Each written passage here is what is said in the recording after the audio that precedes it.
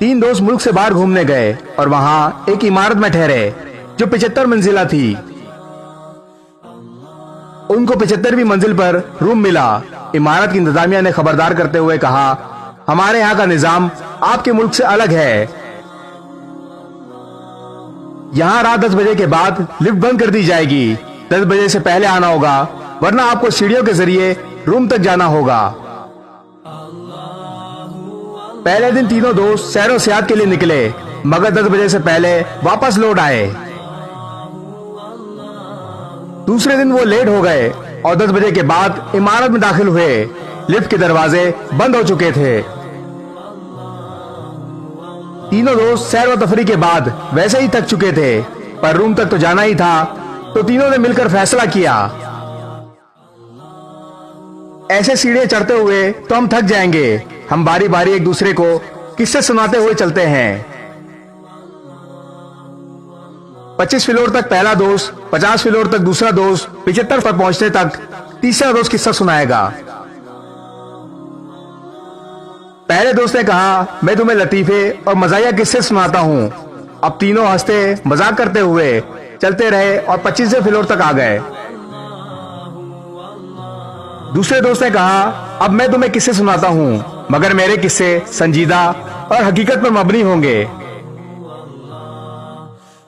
वो संजीदा और हकीकी किस्से सुनते हुए 50वीं मंजिल तक पहुंच गए।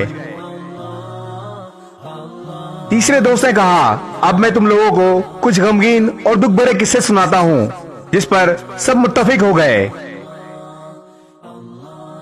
गम भरे किस्से सुनते हुए बाकी मंजिलें भी तय करते रहे, यहां तक कि तीनों थक हार कर रूम के दरवाजे तक पहुंच गए। दरवाजे पर पहुंचकर तीसरे दोस्त ने कहा, मेरी जिंदगी का सबसे बड़ा गम भरा किस्सा यह है कि हम कमरे की चाबियां नीचे इस्तकबालिया पर ही छोड़ आए। ये सुनकर तीनों पर गशी तारी हो गई, मगर दोस्तों, कहानी के अंदर की कहानी अभी बाकी है। बात अभी मुकम्मल नहीं हुई। इस किस्से में आपके लिए इबरत है। हम लोग जो कि अपनी जिंदगी के 25 साल हंसी मजाक खेल कूद में लगा जाते हैं, फिर बाकी के 50 साल तक शादी, बच्चे, रिस्क की तलाश, नौकरी जैसी संजीदा जिंदगी में फंसे रहते हैं। 75 साल की उम्र में बीमारियों, अस्पताल के चक्कर, बच्चों के गम और ऐसी हजारों मुसीबतों के साथ गुजारते हैं।